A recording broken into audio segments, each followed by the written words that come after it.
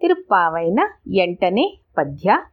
ಕೀಳ್ವಾನ್ வெள்ளென்று எருமை சிறுவீடு மேய்வான் பந்தர காண் மிக்குள்ள பிள்ளைகளும் போவான் போகின்றாரை போகாவல் காத்தின்றை காவுமான் வன்று நின்றோ கோத கலமுடையாய் பாவாம் இளந்திராய் பாடிப்பறைகொண்டு மாவான் பிளந்தினை மல்லரை மாட்டியாய் தேவாதி தேவனை சென்று நாம் சேவித்தால் ಆವಾವೆಂದ್ರಾಯ್ ಅರುಣ್ದೇಳೋ ರೆಂಭಾವಾಯ್.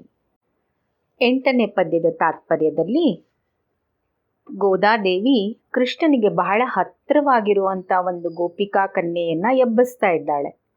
ಬಹಳ ಹತ್ತಿರದವಳು ಅಂತಂದರೆ ಅವಳು ಸದಾ ಕೃಷ್ಣನ ಧ್ಯಾನದಲ್ಲೇ ಇರ್ತಾಳೆ.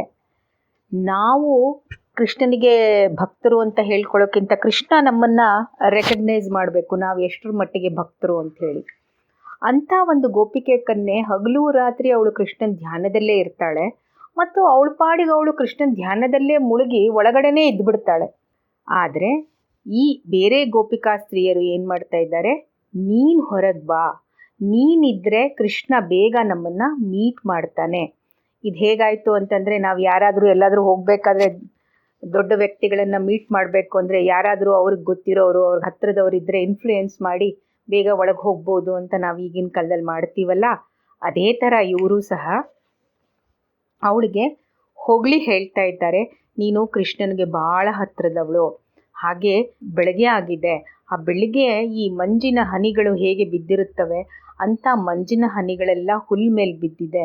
ಅಂಥ ಹುಲ್ಲುಗಳನ್ನು ಮೇಯಿಸ್ಕೊಂಡು ಹೋಗೋಕ್ಕೆ ಗೊಲ್ಲರೆಲ್ಲ ಬಂದಿದ್ದಾರೆ. ಬೆಳಕು ಹರಿದಿದೆ, ಪೂರ್ವದ ದಿಕ್ಕಿನಲ್ಲಿ ಆಕಾಶ ಬೆಳಗಾಗಿದೆ. ಪಶುಗಳು ಬೆಳಗಿನ ಜಾವದ ಮೇವುಗಳನ್ನ ತಿನ್ನಲಿಕ್ಕೆ ಹೊರಗಡೆ ಬಂದು ಆ ಕಡೆ ಈ ಕಡೆ ಓಡಾಡ್ತಾ ಇದ್ದಾರೆ. ಬಂದು ನೋಡು, ಸ್ನಾನಕ್ಕಾಗಿ ಹೊರಟಿರುವ ಇನ್ನೂ ಹಲವು ಹುಡುಗಿಯರೂ ಸಹ ಹೊರಟದಂಗೆ ತಡೆದು ಹಿಡಿದು ನಿಲ್ಲಿಸಿ ನಿನ್ನನ್ನು ಕರೆಯುವುದಕ್ಕಾಗಿ ನಾವು ನಿಮ್ಮ ಬಳಿ ಬಂದು ನಿಂತಿರುವೆವು ಅಂತ ಹೇಳ್ತಾರೆ. ಅಂದರೆ ನಾವೆಲ್ಲ ಕೆಲಸ ಬಿಟ್ಬಿಟ್ಟು ನಾವು ನಿಮ್ಮ ಮುಂದೆ, ನಿನ್ನ ಮನೆ ಮುಂದೆ ನಿಂತಿದ್ದೀವಿ. ಯಾಕಂದರೆ ನಮಗೆ ಭಗವಂತ ಪರೇಂಟ್ ಕೊಡ್ತಾನೆ. ನಿನ್ನಂಥವ್ರನ್ನ ಕರ್ಕೊಂಡು ಹೋದರೆ ಕೃಷ್ಣ ಬೇಗ ಬಂದು ನಮ್ಮನ್ನು ನೋಡ್ತಾನೆ. ಇಂಥ ಒಂದು ಸುಂದರವಾದ ಬೆಳಕು ಹರಿದಿರೋ ದಿನದಲ್ಲಿ ನೀನು ನಮ್ಮ ಜೊತೆ ಭಗವಂತನ ದರ್ಶನಕ್ಕೆ ಬಂದರೆ ನಮಗೆಲ್ಲ ಒಳ್ಳೆಯದಾಗತ್ತೆ ಅಂತ ಹೇಳ್ತಾ ಇದ್ದಾಳೆ. ಎಲ್ಲಿ ಸತ್ವಗುಣಗಳು ಎಲ್ಲ ತುಂಬ ಚೆನ್ನಾಗಿರುತ್ತೋ, ಅಂದರೆ ಸತ್ವಗುಣಗಳು ಮತ್ತು ಪಶುಗಳು ಎಲ್ಲ ಚೆನ್ನಾಗಿ ಇರುವ ಪ್ರಕೃತಿಯಲ್ಲಿ ನಾವು ಇರ್ತೀವೋ ಅಂಥ ಕಡೆ ನಮಗೆ ಭಗವಂತ ಸಿಗ್ತಾನೆ. ಇದನ್ನು ಅವಳು ಮೊದಲಿಂದಾನೂ ಹೇಳ್ಕೊಳ್ತಾ ಬರ್ತಿದ್ದಾಳೆ. ಪ್ರಕೃತಿ ಚೆನ್ನಾಗಿರಬೇಕು ಅಂತಂದರೆ ನಾವು ಸುಂದರವಾದ ಪ್ರಕೃತಿಯಲ್ಲಿ ನಾವಿದ್ದರೆ, ಪ್ರಕೃತಿ ಅಂತ ನಾವು ಹೇಳಬೇಕಾದ್ರೆ ನಾವು ವಾತ ಪಿತ್ತ ಕಫ ಅದನ್ನು ಪ್ರಕೃತಿ ಅಂತ ಹೇಳ್ತಿರ್ತೀವಿ. ನಮ್ಮ ಮನುಷ್ಯನ ದೇಹದಲ್ಲಿ ನಾವೇನಾದರೂ ಸರಿ ಇಲ್ಲ ಅಂತಂದರೆ ಮೋಸ್ಟ್ಲಿ ವಾತ ಪಿತ್ತ ಕಮ್ಮಿ ಇದೆ, ಜಾಸ್ತಿ ಇದೆ ಅಂತೆಲ್ಲ ನಾವು ಮೆಡಿಸಿನ್ಸ್ ತಗೋತಾ ಇರ್ತೀವಿ. ಅದೇ ಥರ ಪ್ರಕೃತಿ ಸಮೃದ್ಧವಾಗಿದ್ದರೆ ಅದು ಪರಮಾತ್ಮ.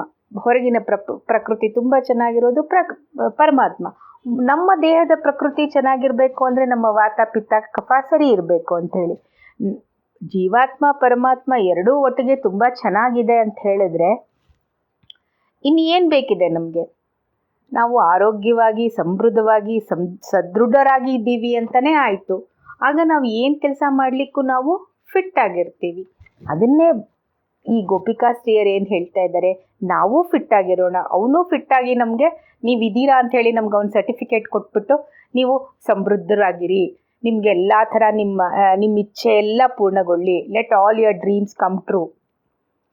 ಅದಕ್ಕಿಂತ ಮನುಷ್ಯನಿಗೆ ಇನ್ನೇನು ಬೇಕಿರುತ್ತೆ?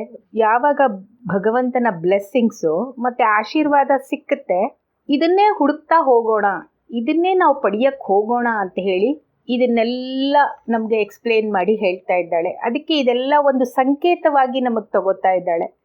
ಈ ಸಂಕೇತಗಳನ್ನೆಲ್ಲ ಹೇಳಿ ಈ ಥರ ಎಲ್ಲ ಇದೆ ಅಂತ ಹೇಳಿ ಭಗವಂತನ ಹತ್ರ ನಾವು ನಡ್ಕೊಂಡು ಹೋಗೋದು ಹೇಗೆ ಅಂತ ಹೇಳ್ತಾ ಬರ್ತಾ ಇದ್ದಾಳೆ.